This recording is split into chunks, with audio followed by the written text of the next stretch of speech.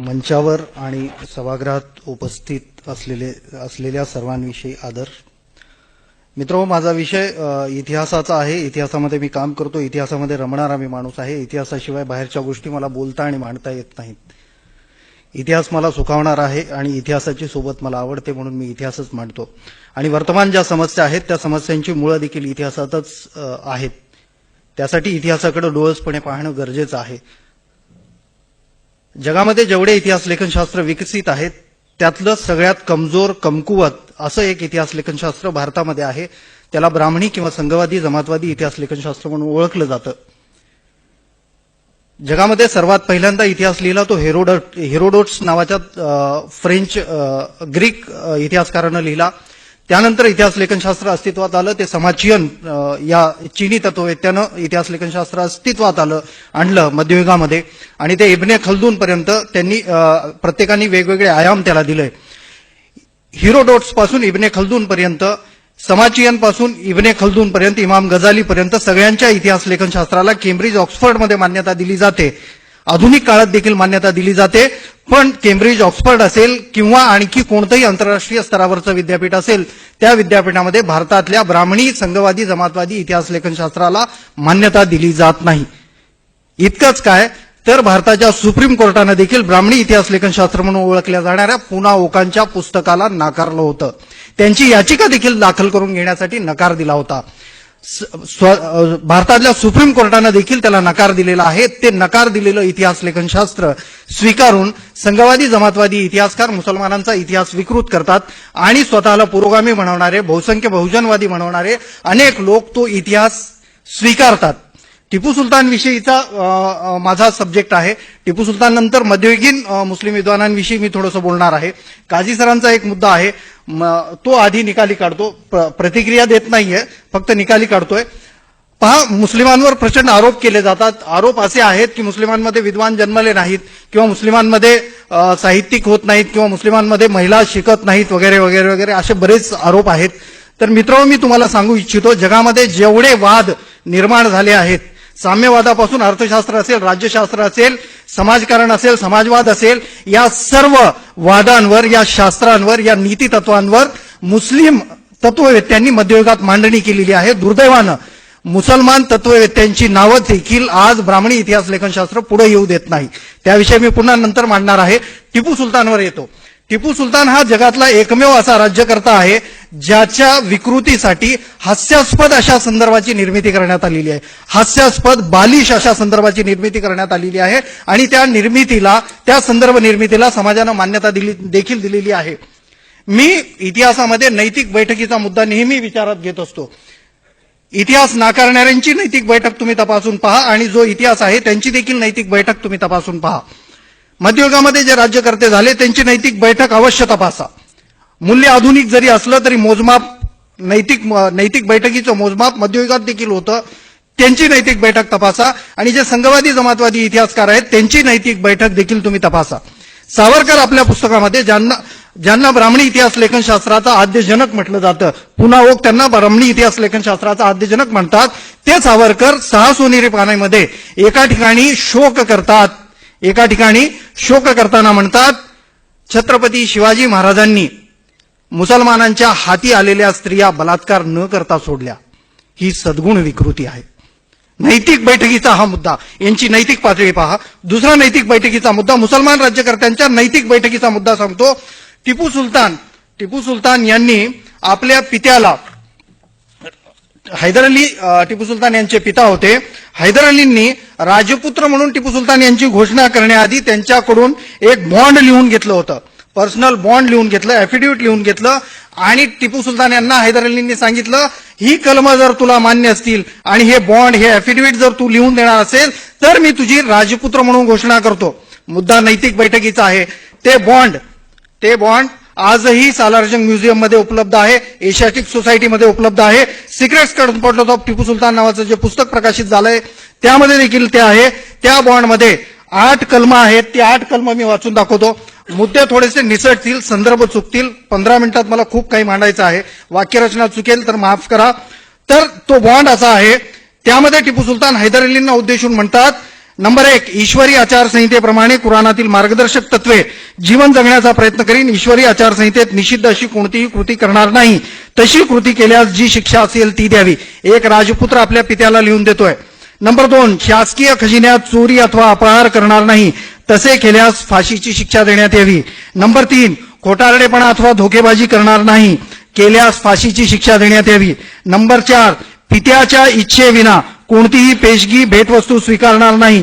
तसे केल्यास नाक कापून राज्यातून बेदखल करावे. भ्रष्टाचाराला कोणत्याही मार्गाने येण्यापासून रोखण्यासाठी नैतिक आचारसंहिता टिपू सुलतान आणि हैदर अली दोघांनीही आपल्या बाजूला बनवली होती. मुद्दा नैतिक बैठकीचा मी तो हा म्हणतोय.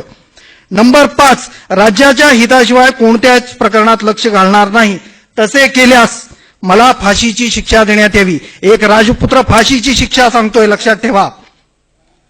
नंबर 6, सरकारला माझी गरज पडल्यास त्यांनी कोणत्याही लष्करी मोहिमेवर पाठवल्यास वरिष्ठांच्या सल्ल्याने काम करीन. वरिष्ठांच्या सल्ल्याने, हुकुमशाही नाहीये, वरिष्ठांच्या सल्ल्याने काम करीन. त्यात कसूर केल्यास फाशीची शिक्षा देण्यात यावी. नंबर 8, कोणतेही पत्रव्यवहार, आर्थिक व्यवहार तुमच्या इच्छेप्रमाणेच करीन. तुम्ही ठरवून दिलेल्या आचारसंहितेप्रमाणे ते पूर्ण करीन. आता नंबर 8चा मुद्दा खूप महत्वाचा आहे. आपण कोणत्याही कोर्टामध्ये ॲफिडेव्हिट देतो त्यावेळेस आपण लिहितो, हे जे काही मी लिहिलंय ते मी माझ्या मर्जीनं लिहिलंय. टिपू सुलतान लिहितात, हे जे काही शब्द मी माझ्या इच्छेप्रमाणे लिहून देत आहे हे सर्व मी मुखद्गत केले आहेत. हे देखील मान्य करतो की मी वरील वचननाम्याप्रमाणे काम करीन. जर त्याचा भंग केला तर तुम्हाला वरील कलमान्वये जी शिक्षा असेल ती मला द्यावी.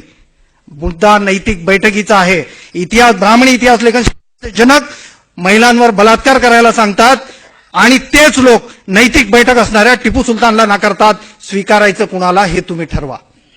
भारतीय समाज उद्ध्वस्त करण्याचे मनसुबे रचणाऱ्या ब्राह्मणी इतिहास लेखनशास्त्राला स्वीकारून मुसलमान राज्यकर्त्यांची बदनामी मान्य करायची की नैतिक बैठक असणाऱ्या मुसलमान राज्यकर्त्यांना मान्य करायचं.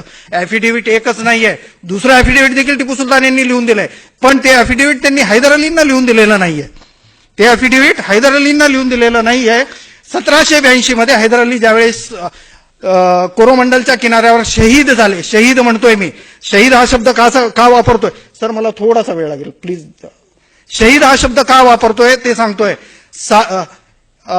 1779 मध्ये हैदर अली 1779 मध्ये हैदर अली पेशवे आणि निजामामध्ये ऐतिहदिशीय सत्तांच्या रक्षणासाठी, ऐतिहदिशीय सत्तांवर आलेलं इंग्रजी बालंट दूर करण्यासाठी करार झाला.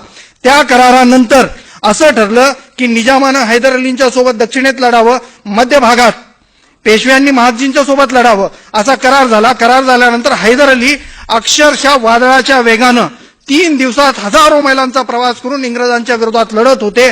एक वेळ अशी आली, इंग्रज मद्रासकर इंग्रज कलकत्त्याला पळून गेले बोटीतून. आणि त्याच वेळेस पेशव्यांनी झालेल्या कराराशी इमान न ठेवता, इंग्रजांविरोधात न लढता पळून गेलेल्या इंग्रजांना बोलावून सालबाईचा तह केला आणि हैदर अलींची गद्दारी केली. हैदर अलींना रोखण्याचं टेंडर पेशव्यांनी स्वीकारलं. पेशव्यांनी केलेली ही बेमानी, पेशव्यांनी केलेली ही गद्दारी, पेशव्यांचा हा देशद्रोह पेशव्यांच्या वंशजांना छळतोय, म्हणून ते हैदर अली आणि टिपू सुलतान यांना नाकारतायत. आणि मी टिपू सुलतान हैदर अलींना शहीद का म्हणतोय ते सांगतोय. मुद्दा पहा किती गंभीर आहे. ज्यावेळेस हैदर अली लढत होते, हजारो मैलांचा प्रवास करून इंग्रजांवर चालून जात होते, त्यावेळेस हैदर अलींच्या पाठीवर कर्करोगाची जखम होती. कर्करोगाच्या जखमेत माणूस साध्या साध्या हालचाली करू शकत नाही. हा योद्धा, चंगेज खान आणि नेपोलियनला लाजवणारं कर्तृत्व गाजवणारा हा योद्धा हजारो मैलाचा प्रवास करून जात होता. त्यावेळेस पटवर्धनाने लिहिलंय, हैदर अली नावाचा आईचा कोणता आकांत आमच्यावर कोसळतोय. पटवर्धनाचे हे शब्द आहेत, त्याच्या पत्रामध्ये उल्लेख आहेत. आणि तशा योद्ध्यांना नाकारण्याचं पाप ब्राह्मणी इतिहास लेखनशास्त्र करतंय आणि आपण त्याला मान्यता देतोय. आता पुन्हा मुद्दा नैतिक बैठकीचा आहे. टिपू सुलतान यांच्या नैतिक बैठकीविषयी बोलत होतो. प्रतिज्ञापत्राविषयी दुसरं जे प्रतिज्ञापत्र टिपू सुलतान यांनी लिहून दिलं ते 1782 मध्ये लिहून दिलं. राज्यारोहण ज्या दिवशी झाला त्या दिवशी ते लिहून दिलं. ते कुणाला लिहून दिलं तर जनतेला लिहून दिलं. मी तुमच्यासाठी काय काय करणार आहे ते लिहून दिलं. त्याची देखील प्रत एशियाटिक सोसायटीमध्ये उपलब्ध आहे. एलिझाबेथ म्युझियम लंडनमध्ये उपलब्ध आहे आणि secret correspondence of Tipu Sultan मध्ये देखील ते आहे. त्या पहिल्या दरबारात जे ॲफिडेव्हिट दिलंय त्यामध्ये टिपू सुलतान म्हणतात, मी टिपू सुलतान सल्तनते खुदादादचा प्रमुख, राजा नाही, बादशाह नाही. मी टिपू सुलतान सल्तनत खुदादादचा प्रमुख असे जाहीर करतो की मी माझ्या राज्यात कोणत्याही प्रकारचा धार्मिक आणि वंशीय भेदभाव न करता माझ्या रयतेचे नैतिकतेच्या, शब्द पहा, नैतिकतेच्या पातळीवर प्रबोधन करण्याचा व सामाजिक सुधारणा करण्याचा प्रयत्न करीन. नैतिक बैठक याला म्हणतात. नंबर 2, त्यांच्या सुखासाठी, व्यावसायिक व राजकीय प्रगतीसाठी मी नेहमी प्रयत्न करीन. नंबर 3, शेवटच्या श्वासापर्यंत सल्तनत खुदादादच्या एक इंच भूमीच्या रक्षणासाठी प्रयत्न करीन. नंबर 4, मुस्लिम समाजात धार्मिक व नैतिक पातळीवर समन्वय घडवण्याचा प्रयत्न करीन. नंबर 5, मी टिपू सुलतान यांना स्वातंत्र्यवीर का म्हणतोय ते सांगतोय. त्यांच्या बॉन्डमध्ये लिहिलंय. काही लोक म्हणतात आधुनिक स्वातंत्र्याच्या आंदोलनामध्ये त्यांचा सहभाग होता का, असा साधा प्रश्न विचारतात. नव्हता, मान्य आहे. पण स्वातंत्र्याची आधुनिक संकल्पना टिपू सुलतान यांच्या मेंदूतून जन्मली आहे. नंबर 5, टिपू सुलतान काय म्हणतात, इंग्रजांना जे आपल्या देशाचे राज्याचे नव्हे, म्हैसूरचे नव्हे, सल्तनत खुदादादचे नव्हे, काय म्हणतात, इंग्रजांना जे आपल्या देशाचे वास्तविक शत्रू आहेत त्यांना या देशातून बाहेर काढण्यासाठी संपूर्ण हिंदुस्थानातील लोकांना एकत्र आणणार. माफीनामे नाही लिहून दिले सावरकरांसारखे, ऍफिडेव्हिट लिहून दिलं, जनतेला ऍफिडेव्हिट लिहून दिलं, तुमच्यासाठी लढणार आहे म्हणून ते छळतंय. संघवाद्यांना, जमातवाद्यांना, ब्राह्मणी इतिहास लेखकांना का छळतंय, तर यामुळे छळतोय टिपू सुलतान, कारण टिपू सुलतानची नैतिक बैठक पक्की आहे. नंबर 6, निष्पाप आणि लाचार रयतेला जमीनदार आणि जहागीरदारांच्या अन्यायातून मुक्त करेन, प्रत्येकाशी समान न्याय करण्याचा प्रयत्न करीन. नंबर 7, राज्यातील लोकात आढळणाऱ्या चुकीच्या धार्मिक आणि सामाजिक चालीरीती संपवण्यासाठी प्रयत्न करीन. वेळ प्रसंग पडल्यास, नंबर 8, वेळ प्रसंग पडल्यास देशाच्या संरक्षणासाठी परकीय मदत घेईन. आता नंबर 7चा मुद्दा, राज्यातल्या लोकात आढळणाऱ्या चुकीच्या गोष्टी. याविषयी एक गोष्ट मी तुम्हाला सांगू इच्छितो. भारतामध्ये सुरू झालेली अस्पृश्यता निर्मूलनाची चळवळ, त्याचा जनक कोण असेल तर ते हैदर अली आहेत. 1770च्या दशकामध्ये हैदर अली दक्षिणेत उतरले होते. त्यावेळेस नायरांच्या जुलमाला कंटाळलेले अस्पृश्य लोक हैदर अलींना भेटायला आले आणि म्हणाले, आमच्यावर नायर लोक म्हणजे ब्राह्मण लोक प्रचंड अत्याचार करतात, तुम्ही न्यायकर्ते आहात, आम्हाला मुक्त करा, या जुलमातून आम्हाला मुक्त करा. त्यावेळेस हैदर अलींनी एक आदेश पारित केला. तो आदेश असा आहे, हैदर अली त्या आदेशात म्हणतात, नायरांचे सामाजिक स्थान ब्राह्मणांच्या बरोबरीचे आहे. यानंतर सर्वांचा सामाजिक स्तर एक समान असेल, दलितांच्या बरोबरीनं नायरांना राहावं लागेल. नंबर 2, नायरांच्या उत्सवात दलितांना त्यांच्या घोड्यामागे पळावे लागते. ही प्रथा या आदेशान्वये बंद करण्यात येते. नंबर 3, पूर्वी फक्त नायरांना शस्त्र बाळगण्याची परवानगी होती, यानंतर दलितांना देखील शस्त्र बाळगण्याची परवानगी असेल. मनुस्मृतीनं नाकारलेला शस्त्रांचा अधिकार बहुजनांना, अस्पृश्यांना प्रदान करणारा पहिला योद्धा कोण असेल तर तो हैदर अली आहे.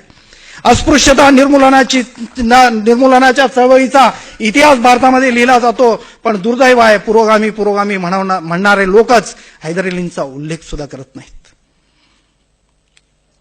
ब्राह्मणी इतिहास लेखनशास्त्राला किती मान्यता द्यायची, ज्याला विद्यापीठांनी आपल्या उंबरड्यावर देखील येऊ दिलं नाही, त्या तक लादून नीच हीन पातळीच्या इतिहास लेखनशास्त्राला किती मान्यता द्यायची, हे तुम्ही आणि आम्ही दोघांनी या निर्णायक क्षणी ठरवण्याची गरज आहे. टिपू सुलतान फक्त राज्यकर्ते नाहीत.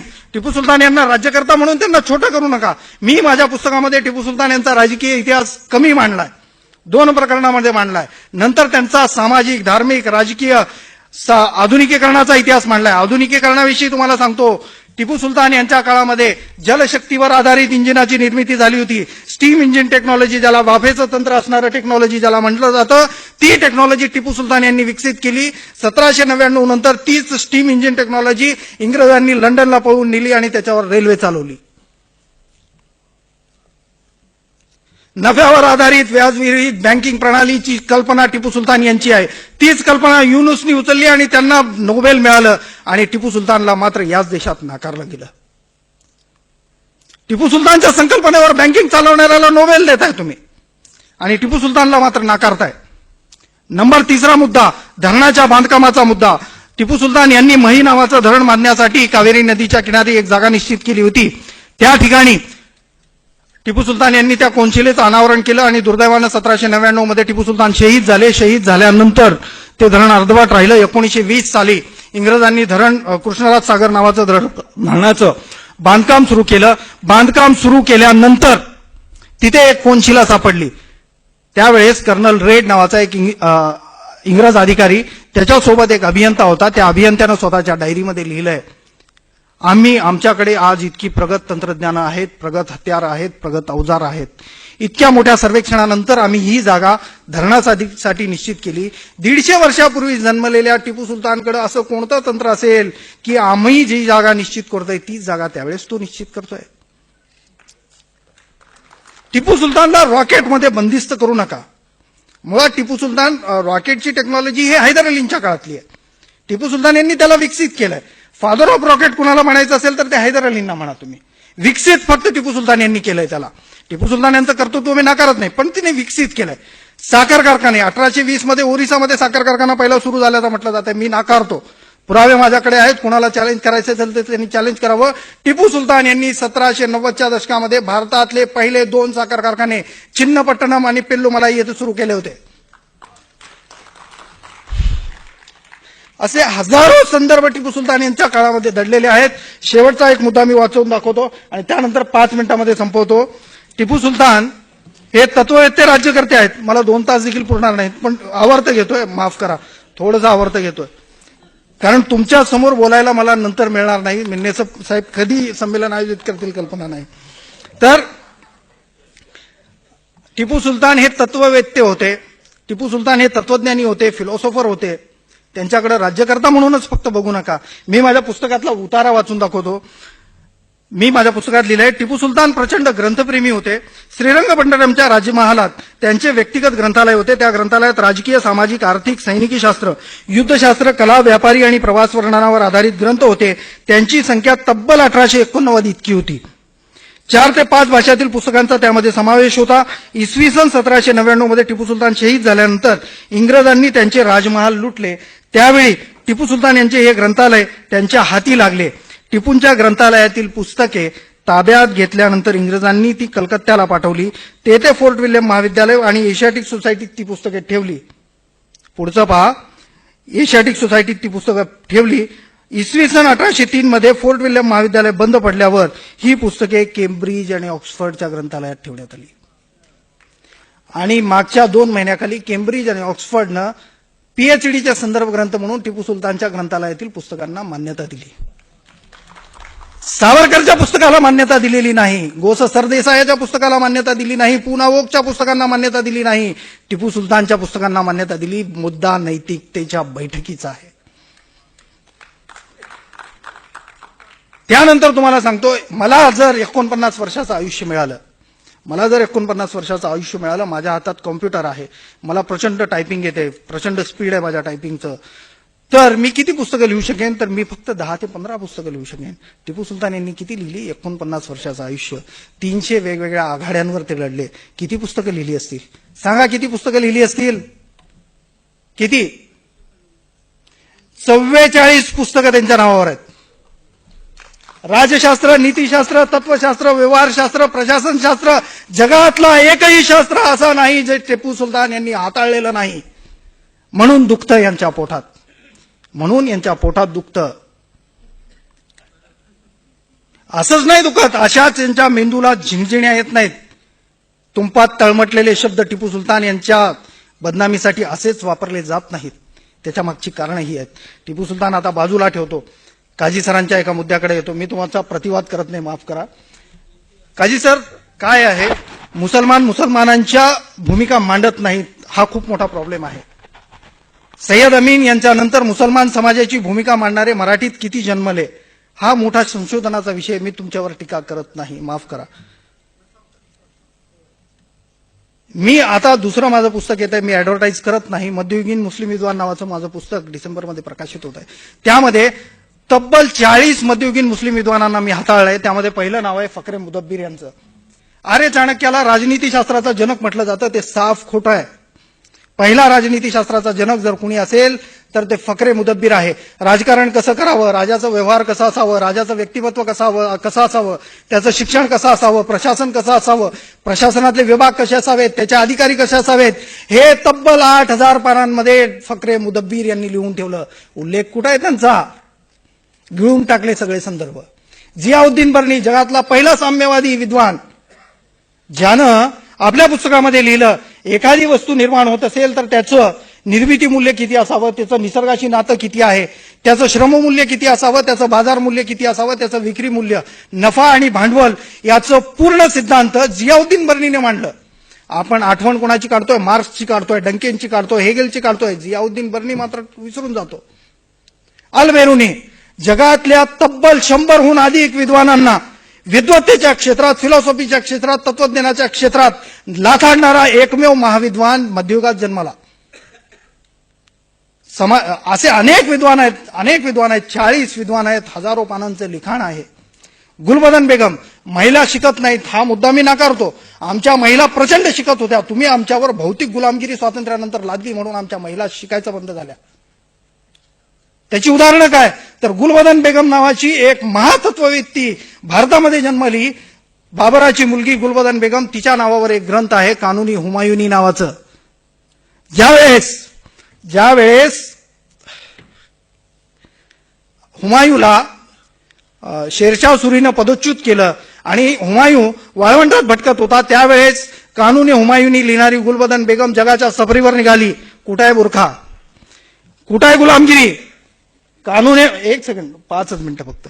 कानूने हुमायूं 5 मिनिटं फक्त, 2 मिनिटं. Okay sir.